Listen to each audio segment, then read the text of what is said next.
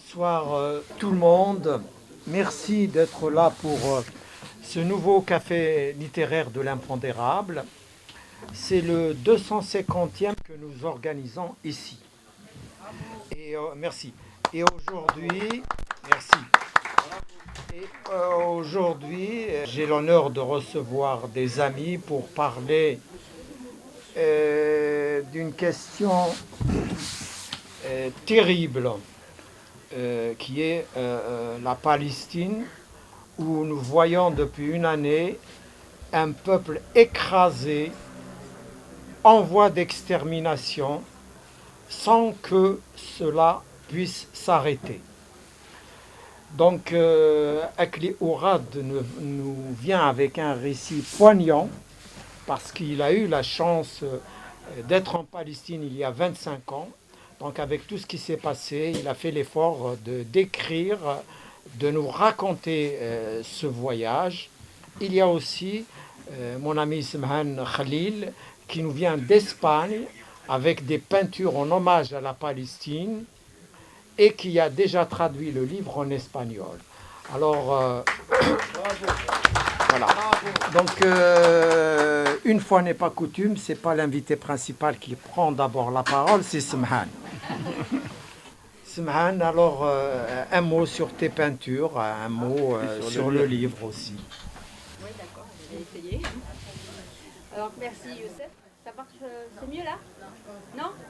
Il faut crier, il faut tout danser là. Oui.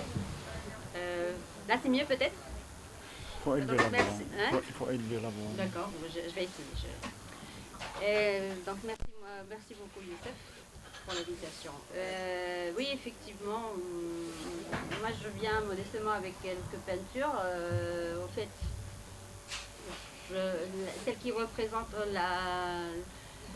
la carte de la Palestine, en insistant sur son existence, effectivement. Elle est récente, elle est peinte cette année. Et par contre, là, on a une série qui a été peinte en 2012 en hommage aux événements de Gaza, au bombardement de Gaza qui remonte justement à 2012, après ceux qui étaient très importants aussi en 2008. J'avais pensé à les exposer justement pour revenir un peu sur la chronologie des événements. On y revient d'un peu plus loin, effectivement, de fin 1999. De 99, et là on remonte aussi avec une ouais, ça, voilà, c'est un peu pour marquer la chronologie de tous les événements qui ont eu lieu jusqu'à aujourd'hui, et pour dire effectivement cela ne débute pas,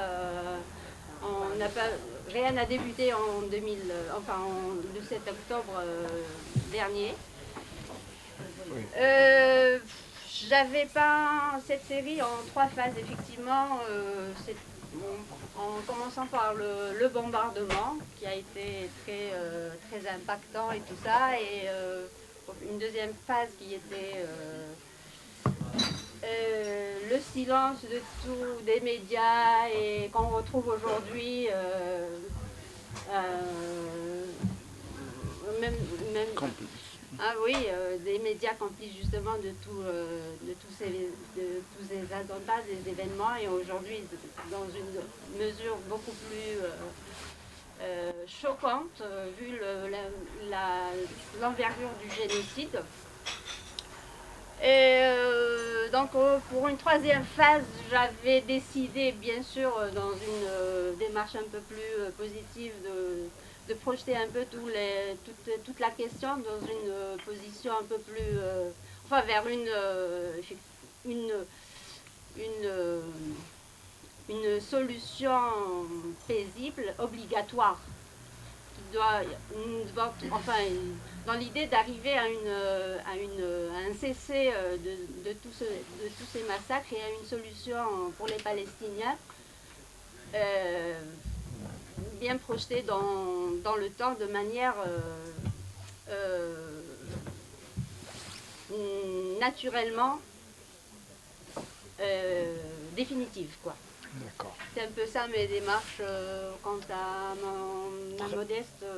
Très bien. Et pour le livre alors, la Et traduction? voilà, je reviendrai maintenant, je suis traductrice de formation. Pour la peinture, j'ai été autodidacte dès le départ. Et pour la traduction, je suis de l'Institut de traduction d'Alger. Par contre, j'ai fait anglais et l'espagnol, c'est ma langue actuellement de vie et de travail aussi. J'ai lu le grand privilège de lire le manuscrit de notre ami Aclé. Et j'avais tout de suite réalisé que c'était un livre qui devait être réellement traduit dans plusieurs langues en réalité. Tellement, on nous offre une information tellement bien structurée, bien détaillée, selon les différents aspects de la vie des Palestiniens dans leur quotidien et depuis des années, que c'est visiblement et naturellement une information qui n'est pas à l'atteinte indisponible à beaucoup de gens, notamment ceux qui sont, bon, je resterai pour les Espagnols, je parlerai pour les Espagnols, qui n'est pas disponible justement pour un lecteur espagnol. Et donc j'avais proposé la traduction du texte et j'étais ravie parce que j'ai déjà déjà eu un premier retour de certains lecteurs et effectivement on a été d'accord que c'est une lecture importante pour les Espagnols parce qu'ils découvrent en fait une réalité qui n'a jamais été à leur disposition. Et voilà, moi pour ma part je crois que c'est un peu... Si vous ne le connaissez pas, donc est un expert international qui parcourt le monde. Et donc il y a 25 ans, on lui a demandé d'aller faire un boulot en Palestine et il est parti. Et il est revenu donc bien plus tard parce qu'effectivement il fallait qu'il le dise avec des mots, avec un récit que je vous conseille, très émouvant mais avec des faits puisqu'il est là, sur le terrain. Akli, alors depuis 25 ans, tu connaissais des choses qui se sont malheureusement confirmées avec ce qui se passe depuis une année, n'est-ce pas? Effectivement. Il y a beaucoup qui m'ont dit 25 ans, comment vous avez fait pour vous rappeler de tous ces détails-là? Je crois qu'il vaut mieux que j'abandonne ça. C'est Non, mieux. non, si, c'est mieux. vas-y, non. Sofiane, tu peux augmenter un peu le son? واسمه قدمني يوسف ولازم نعاود نزيدو نعاودو, il n'y a pas de problème. Vas-y. Ah, ok. Bon, pour ceux qui vont acheter le livre, il y a une biographie succincte de ma personne, mais je vais quand même le dire. La Palestine, pour moi, le soutien à la Palestine, à la lutte du peuple palestinien n'est pas nouvelle, puisque j'ai fait partie du groupe d'Ulza avec mon frère Zian, et nous avions chanté la Palestine déjà à l'époque. Et nous avons aussi travaillé beaucoup avec Katib Yassine, auteur de Palestine trahie. D'ailleurs, c'est Palestine trahie qui a inspiré la chanson de Bza en ce qui concerne la Palestine. Je crois que tu as mis sur ta page Facebook Palestine de Bza dernièrement. Donc c'est une tradition dans le soutien de la Palestine, donc qui en 99, moi je suis parti en Angleterre après ma petite carrière de 15 années dans le théâtre. Donc j'ai fait Debza, j'étais parmi le premier noyau de Debza, pas les fondateurs bien entendu. Après en 83 je suis monté sur scène. Surtout à la suite de l'emprisonnement d'une bonne partie de la troupe. Donc nous avons fait... nous avons comblé les vides qu'il y avait eu à l'époque en raison de la répression. Et je suis resté avec la troupe jusqu'en 85-86. j'ai créé ma propre troupe. Et plusieurs membres de ma troupe sont devenus des acteurs assez connus maintenant. Je peux citer Nadia Passi qui devrait arriver d'un moment à l'autre. Il y a Mourad Chaban qui est un acteur connu en Algérie. Et un certain nombre de comédiens sont partis dans les théâtres régionaux, notamment Bijaya. J'ai jamais voulu devenir moi-même un comédien professionnel. Hein. Malheureusement, l'art ne fait pas vivre son homme en Algérie. J'ai rejoint par la suite une troupe semi-professionnelle, mais en mode semi-professionnel en ce qui me concerne, c'est la troupe de la Citadelle, qui a été créée par 4 transfuges du TNA, donc notamment Sherif Ayad, Ben Kettaf, Ziani Sherif et Sonia. Bon, il y a 3 qui sont morts là, yarhamhum. Et je suis monté sur scène dans un remake de Hafila Kassir avec Sonia et Medjoubi. J'avais entamé aussi c'était au moment où Flag entamait sa propre carrière de stand-up. D'ailleurs, moi j'étais le deuxième comédien qui montait une autre pièce. C'était une adaptation d'un album de Slim. C'était au café-théâtre de Raed El Feth, qui était géré par Rachdi. Et j'avais comme manager Jamal Alam, et comme metteur en scène Ayad, Sherif Ayad. Mustafa, non, je Mustafa, Ziani Sherif Ayad. Mustafa, c'est le fils de Richard. Ce qui s'est passé, c'est que j'ai obtenu une bourse pour aller en Angleterre et j'ai abandonné le théâtre. Enfin, j'ai abandonné le théâtre en déménageant dans le pays du théâtre. Je ne sais pas si vous le savez, mais en Angleterre, tous les théâtres sont pleins chaque jour, toute l'année. Et malgré cela, j'ai pas pu continuer le théâtre à cause des références culturelles. Il fallait survivre avec la langue. Voilà. Mais moi, j'ai une carrière d'ingénieur. Hein, c'est pour cela que je n'ai pas continué dans le théâtre. Mais aujourd'hui, je suis un consultant international. Je travaille beaucoup pour les banques de développement, pour les gouvernements, un peu partout dans le monde. Non, madame. Je suis ingénieur de formation en travaux publics. Et je suis... c'est dans ce cadre-là qu'en 1999, mon DG, une grande boîte d'Angleterre, m'a dit est-ce que ça t'intéresse de partir en Palestine? Moi, j'ai failli tomber à la renverse, c'était un cadeau du ciel. J'ai dit bien sûr.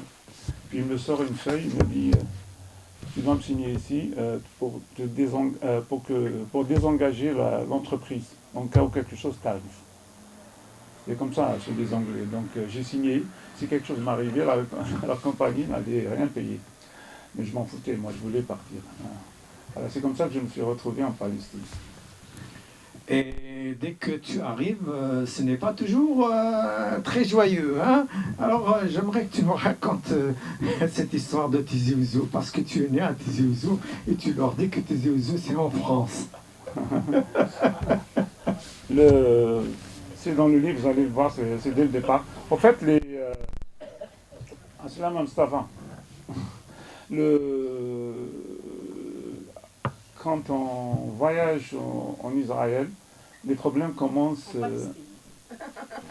Non, en Israël, parce que on passe par Israël d'abord avant d'aller à la Palestine, sauf si on vient par la Jordanie ou par l'Égypte à l'époque quand c'était ouvert. Hein. Je me suis préparé aller en Palestine, je savais que j'allais avoir des problèmes et j'ai commencé à les avoir à l'aéroport d'Israël. Parce que si vous le savez peut-être, j'ai voyagé avec El Al, donc la compagnie israélienne. Alors, la liste des passagers, elle est donnée au Mossad dès le départ, des jours avant. Et il y a une enquête qui est faite sur chaque passager. Donc j'étais attendu à l'aéroport. Avec un nom bizarre comme Akli, ça ne pouvait pas être autrement. Donc j'ai subi une première interrogation, surtout quand on a comme destination finale les territoires occupés. Là, ils m'ont passé vraiment on peigne fin à l'aéroport d'Israël. Et ils m'ont signalé, quand je suis arrivé à Tel Aviv, il y avait un comité d'accueil qui m'attendait. Alors, à l'aéroport d'Israël, c'est le Mossad. Et ça, c'est une aberration.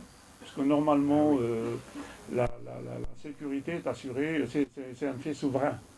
Il ne devrait pas, le Mossad ne devrait pas contrôler les passagers dans un pays étranger comme l'Angleterre. Mais c'est une exceptionnalité qu'on accorde à cet État au-dessus des lois. Donc déjà à Itru, c'est le Mossad, et j'arrive à Tel Aviv, c'est le Shin Bet. Et là, il me pose la question, le gars, il me demande mon CV, mon passeport. C'est après avoir passé la PAF. Oui. Moi, je pensais que ça y est, c'était fini. Puis il y a un comité d'accueil, comme je l'ai dit, qui m'ont appelé avec mon prénom. Alors je me disais, mais qui est-ce qui me connaît en Israël? C'est incroyable. Ils m'ont appelé, deux gorilles avec des lunettes noires. Ils m'ont demandé mon passeport. La première question, c'est où? Je suis né aux Ouadia, mais en Angleterre, ils ont mis juste le nom de la wilaya. Mais je m'étais préparé à cela, parce que moi, mon objectif, c'était de rentrer dans les territoires occupés. Et je me suis dit, si je dévoile mon origine dès le départ, ils vont me mettre dans le même avion pour revenir. Donc je leur ai dit, c'est en France. Ils m'ont dit en France. Are you sure? En anglais, ils me parlaient en anglais, j'ai dit oui.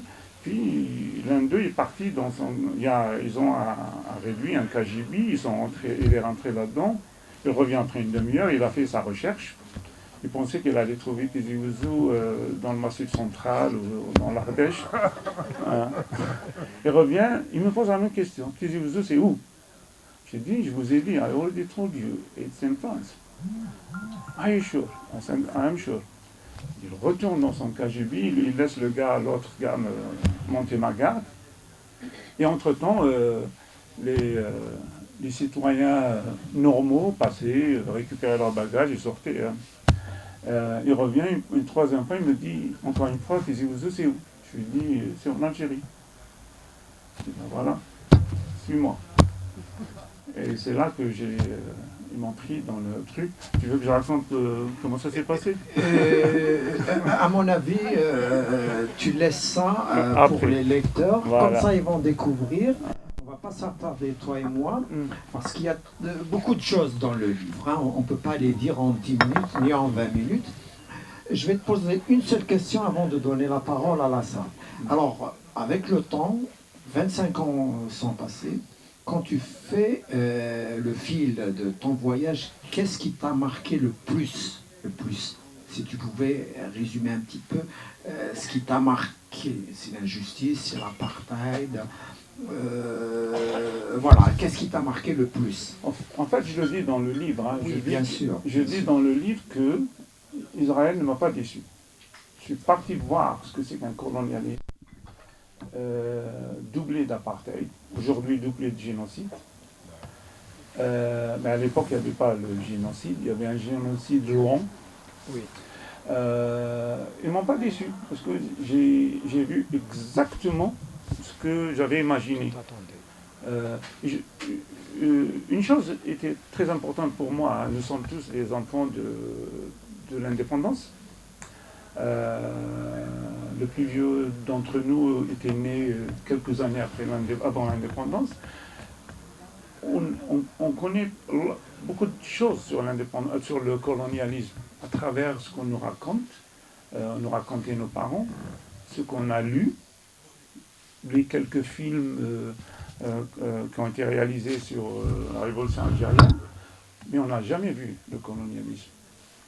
Et je suis parti pour voir ce que c'est que le colonialisme. Je voulais le vivre et ils ne m'ont pas déçu.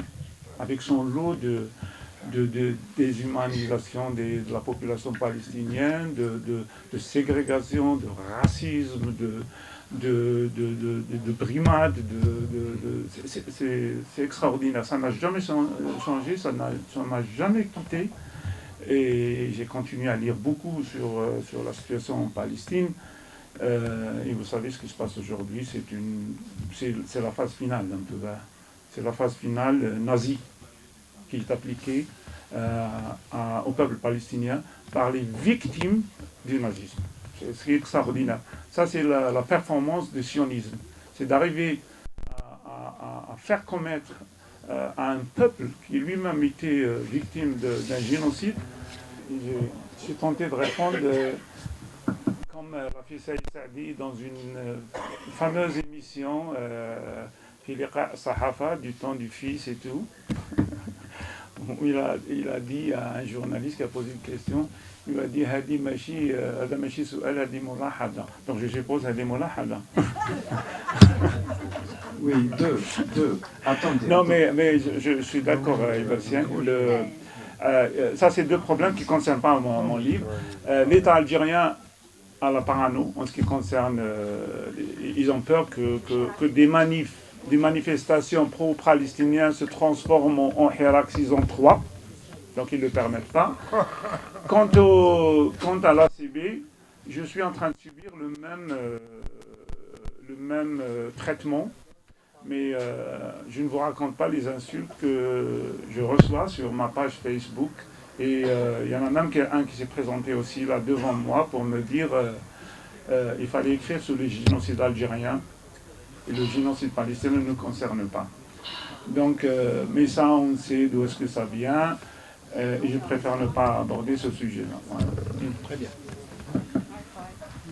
Contre les Juifs, c'est absolument aucune animosité contre les Juifs, ni une autre religion d'ailleurs. Mais je veux juste apporter une information que vous connaissez certainement, c'est qu'à la déclaration de Balfour, la population juive d'origine autochtone représentait 4% de la population de la Palestine, toute la population palestine historique, mandataire. Avec la déclaration de Balfour et le mouvement sioniste qui était assez actif, et notamment avec la création du groupe de l'Irgun, qui ont organisé un transfert des populations juives. Ça c'est pendant c'est bien avant 1948. Ça c'est pendant le protectorat britannique. Ils ont organisé un transfert des populations juives de toute l'Europe de l'Est surtout, ce qui prouve que ce projet existait bien avant la Deuxième Guerre mondiale. Donc c'est pas... donc ça casse le tabou pour dire c'est la culpabilité des Européens en ce qui concerne le génocide qu'a subi le peuple juif, qui a amené au transfert des populations juives vers la Palestine. Ça a commencé bien avant. Et il y a eu résistance déjà. À l'époque, les populations arabes palestiniennes ont résisté à ce mouvement-là. Et ça faisait ça créait un tel désordre que même les Britanniques ont arrêté les boats. Donc les bateaux qui amenaient les Juifs. Donc il y a toute une histoire sur certains bateaux qui étaient des boat people, là, à qui on a interdit d'accoster en Palestine, et qui sont restés des semaines et des semaines dans les bateaux sans nourriture, parce qu'on a refusé l'accostage de ces bateaux-là, mais qui ont fini par accoster ça s'appelle comment l'île là, Chypre. En 47 avec la résolution de 181, la population a augmenté de 4% à 30% de la population totale.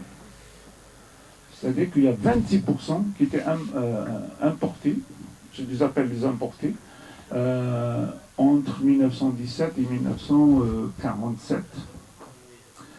Et en 1948, comme vous le savez, c'est la Nakba. On a expulsé, les gens se souviennent du chiffre, 700 000 Palestiniens qui ont été expulsés. Et derrière, on a brûlé leurs maisons, on a détruit leurs champs, On a empoisonné les puits pour qu'ils ne reviennent pas. Mais c'est 700 000, parce que pour mesurer vraiment l'impact, il faut voir ce que ça représentait sur la population totale. Et 700 000 qui ont été expulsés en 1948 représentaient 60% de la population palestinienne. Donc on a expulsé plus de la moitié de la population palestinienne vers le Liban, vers la Syrie et, comme vous le savez, vers aussi Gaza. Parce que 80% de la population de Gaza est d'origine, enfin, elle est réfugiée. Elle est venue, je parle beaucoup dans ce livre, j'explique très bien le concept des différentes types ou classifications de Palestiniens, avec les Palestiniens de 48 qui sont restés, donc c'est les 40% qui sont restés dans les territoires, qui ne sont pas partis, ceux qui sont dans les territoires occupés, ceux qui sont à l'extérieur de la Palestine historique. Le gars qui est venu me dire mais vous devriez écrire un livre sur le génocide algérien et non pas le génocide palestinien. Honnêtement, il m'avait fait peur. Hein. Je pensais que j'avais fait un coma et que j'ai raté un épisode. Qu'il y a eu un génocide en Algérie. Merci pour l'intervention. Permettez-moi de ne pas être d'accord avec un aspect de ce que... Il n'y a pas de problème.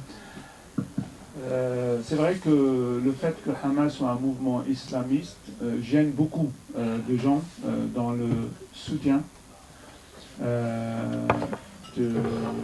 ou la condamnation de ce que fait Israël en ce moment à Gaza et le soutien de la lutte du peuple palestinien. Mais à mon avis, on se trompe beaucoup, parce que là, on est face à un génocide, à une catastrophe humanitaire qui déshumanise toute l'humanité. Hein. C'est extraordinaire ce qui se passe là. Et ça d'une.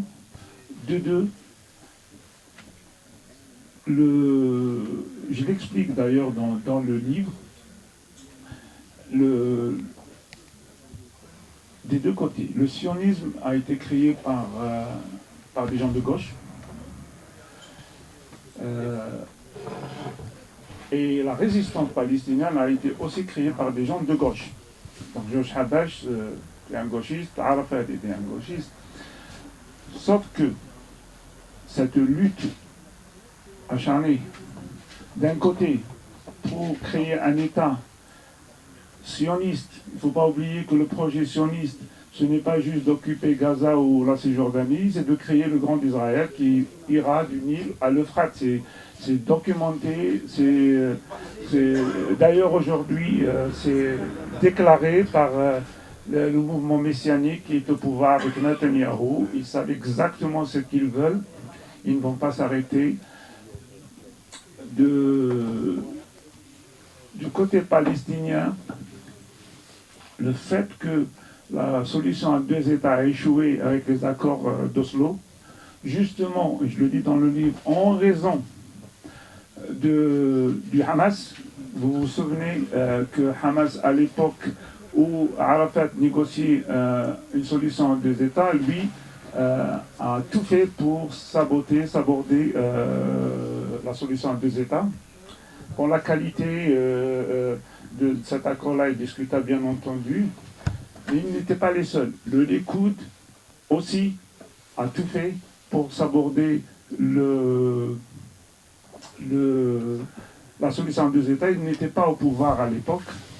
D'ailleurs, ce mouvement messianique a fini par tuer Rabin, qui était, avec Arafat, les deux leaders qui étaient sur le point d'aboutir à une forme de partage acceptable aux deux parties, a été assassiné. Et depuis, les deux mouvements ont pris le pouvoir. L'un à Gaza, l'autre sur Israël. Nous nous retrouvons avec une lutte acharnée entre deux mouvements extrêmes. Sauf que le mouvement palestinien est un mouvement de résistance.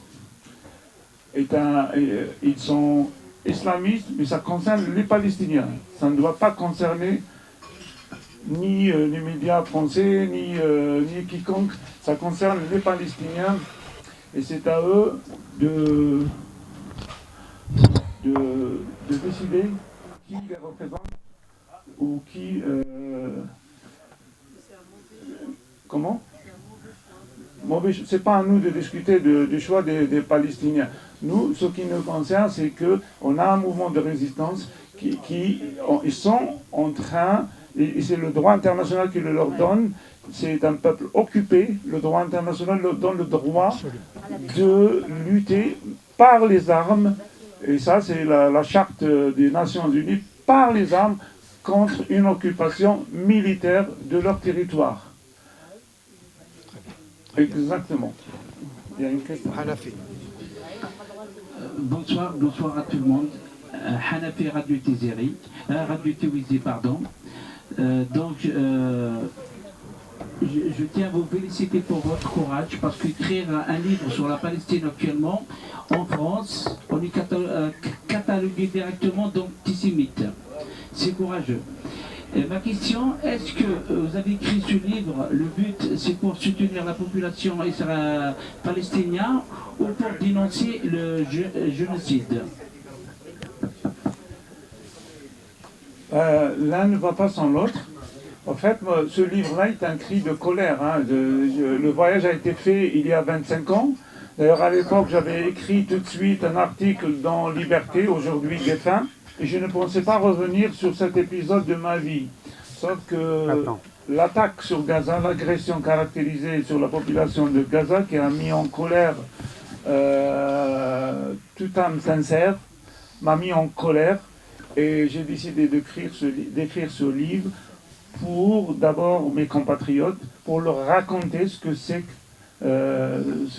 comme l'appelle Mezien d'ailleurs, ce cyclone israélien de l'intérieur.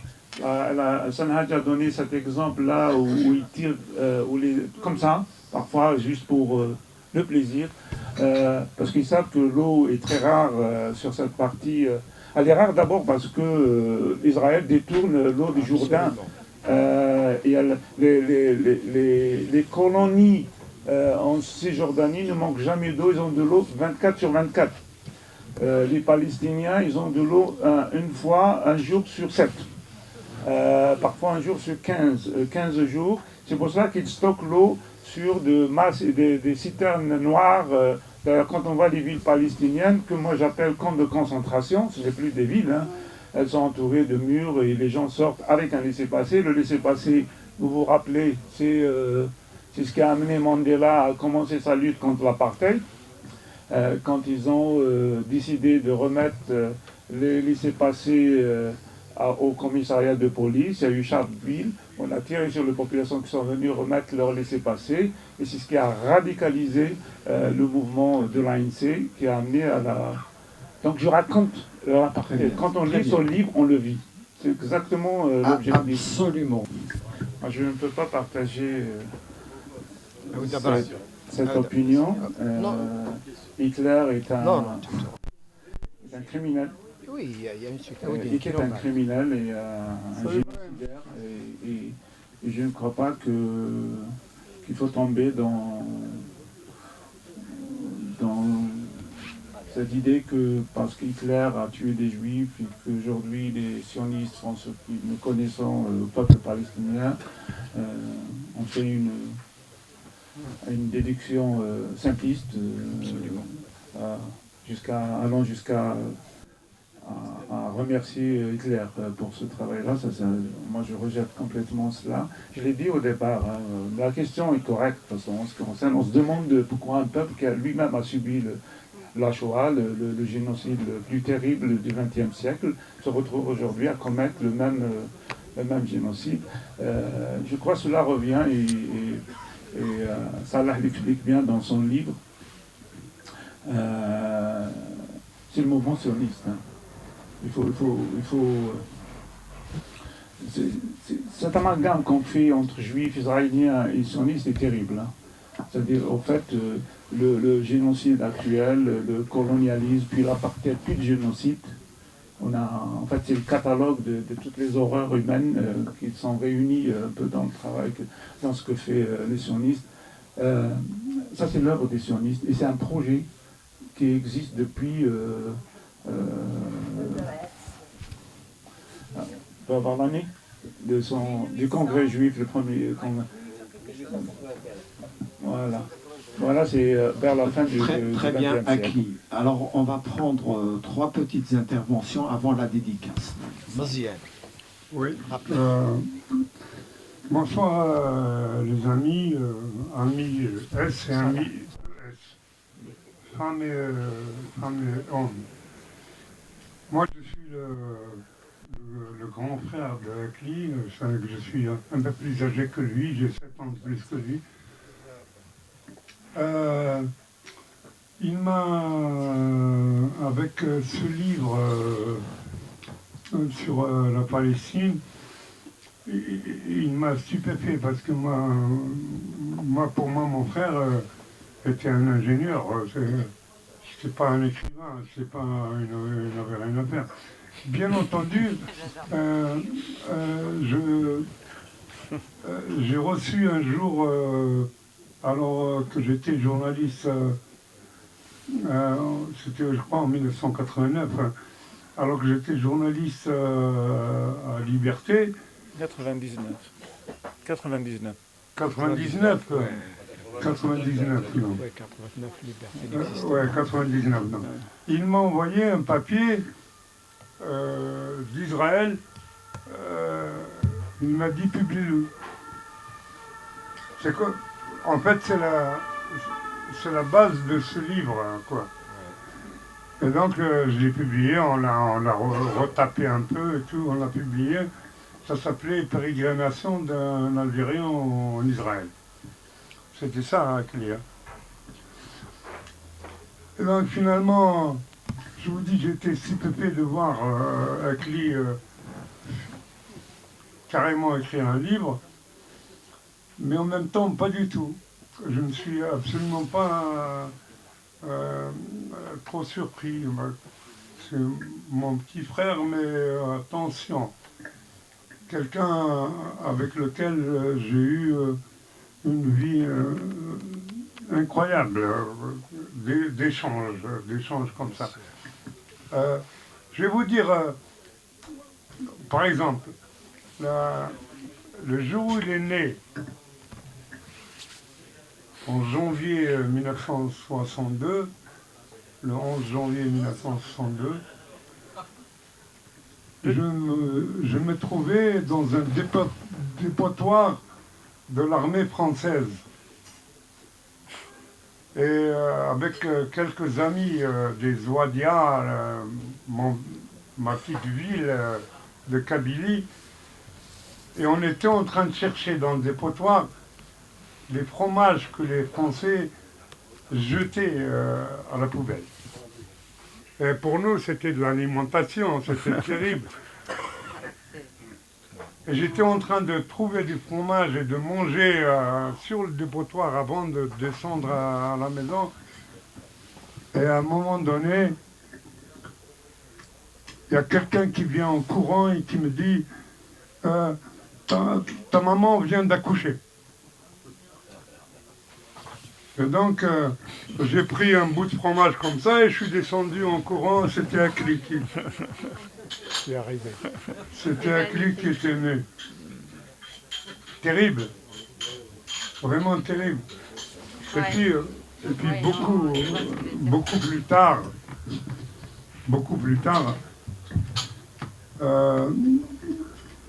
moi je me souviens Akli, je ne sais pas si... en 1975, j'étais à...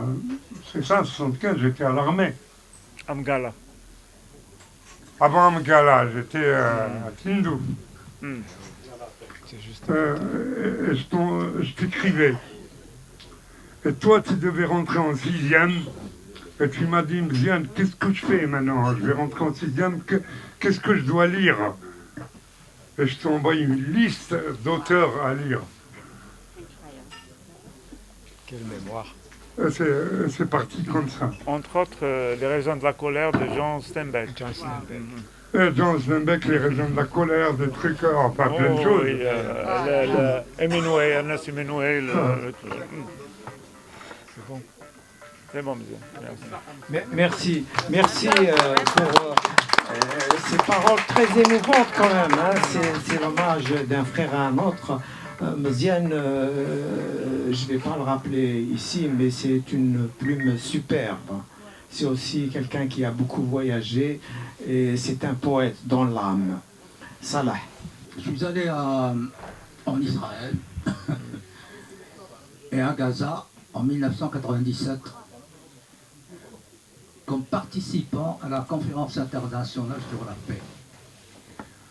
Je raconte ça dans mon livre, donc, qui s'appelle un essai Israël et son prochain.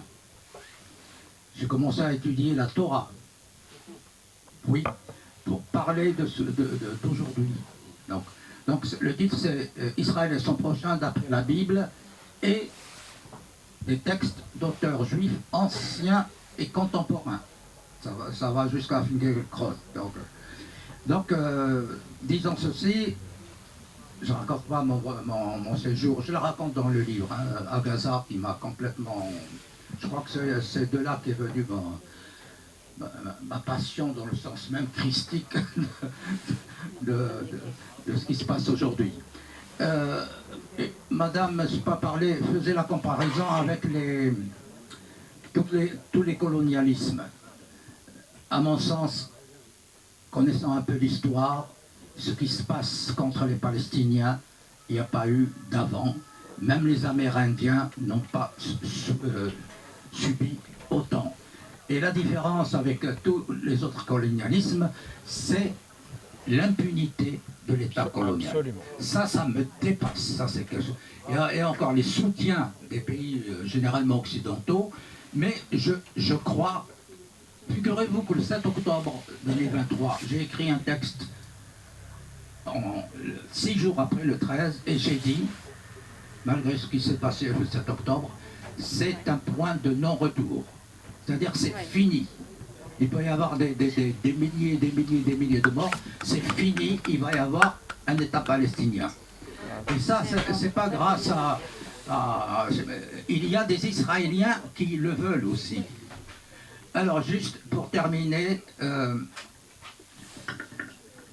propos de génocide, moi je n'endors pas, d'ailleurs je regarde de moins en moins, on nous interdit de prononcer le mot génocide. Le mot antisémitisme est partout. Hein. Ça devient... je désespère de la France, parce que d'autres pays, souvent anglo-saxons, sont plus libres dans l'expression qu'ici en France. Alors, pour finir, voici, vous trouverez ça sur Facebook, écoute ce que disent les Israéliens, c'est ce que j'ai proposé des tribunes à Libération, au Monde, ils n'en ont pas voulu. Alors, écoute, alors ce que les médias français ne disent pas, tenus en laisse comme on le sait, des voix d'Israéliens le disent. Chauffe, Simon Hassoun, qui est du collectif Tzedek. Donc, lui, il ne passe pas par mille chemins. Voici ce qu'il dit.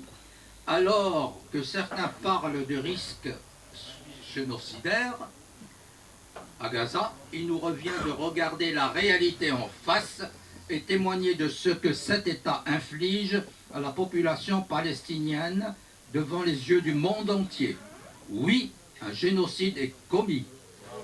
Le crime n'est pas à venir, il est déjà là. Ça, c'est un juif, donc israélien de cette époque. Mais la meilleure, et les médias français ne vous le disent pas, hein. Non. Écoutez bien la phrase d'une ancienne ministre israélienne, une ancienne ministre de l'Éducation nationale, s'il vous plaît. Voici ce qu'elle dit, c'est court. Nous n'avons pas de chambre à gaz, ni de four crématoire. Mais il n'y a pas qu'une seule méthode de génocide. Je voudrais juste rajouter, Salah, ce n'est pas que le génocide qu'on essaie de nous interdire de prononcer, mais aussi l'apartheid. Et justement, tu as bien cité quelques personnalités israéliennes qui ont clairement dit qu'il y a génocide. Et il y a aussi Gideon Levy, journaliste de Haaretz, qui est lui, avant Gaza, donc avant le génocide Speed, parce qu'il y a un génocide long aussi, hein, il avait dit, je le cite dans le livre, hein, il avait dit, je le dis en anglais d'abord, comme il l'a dit lui, pendant un des débats d'Oxford University, il a dit que two people share the same land. One people has all the rights, the other one has none. This looks like apartheid. This is, it looks like apartheid, it is apartheid. Je traduis dans le livre, deux peuples partagent la même terre, un peuple a tous les droits et l'autre n'a aucun droit. Cela ressemble à l'apartheid. Cela parle comme l'apartheid, c'est l'apartheid. Et ça, c'est Gideon Levy, journaliste israélien de Haaretz. Merci beaucoup pour votre venue ici. J'apprécie beaucoup votre présence. J'ai ramené d'Algérie, donc c'est la version Casbah, que je viens de présenter aussi là, du livre. J'ai ramené un certain nombre qui sont suffisants pour vous tous. Si vous voulez l'acheter, alors il fallait mettre un prix. Hein. Donc il y a la version Amazon, qui a un prix. Il y a la version algérienne, comme vous le savez, en raison de la faiblesse du dinar, c'est un prix ridicule si on convertit, surtout utilisant le taux parallèle. Je voudrais juste vous dire que tous mes droits d'auteur, que ce soit chez Amazon ou chez Casbah, iront à l'association Al-Haq, basée à Ramallah, qui défend les droits humains et qui, ce qui m'a beaucoup émerveillé chez cette organisation, c'est alhaq.org, si vous voulez connaître plus sur cette organisation. Elle est en train de poursuivre en justice Biden et Blinken pour complicité de génocide à Gaza. Et cela va un peu précipiter leur condamnation puisque les démocrates ne sont plus au pouvoir. Donc ce qui va leur enlever l'immunité, ils seront certainement présentés devant les juges très très bientôt. Donc j'ai mis un prix à ça et tous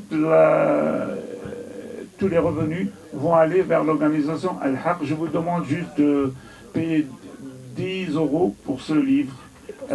Et pour celui-là, il est sur Amazon, il coûte 18 €.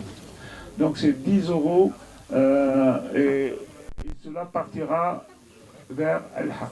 Merci Akli, merci Seman, merci à vous.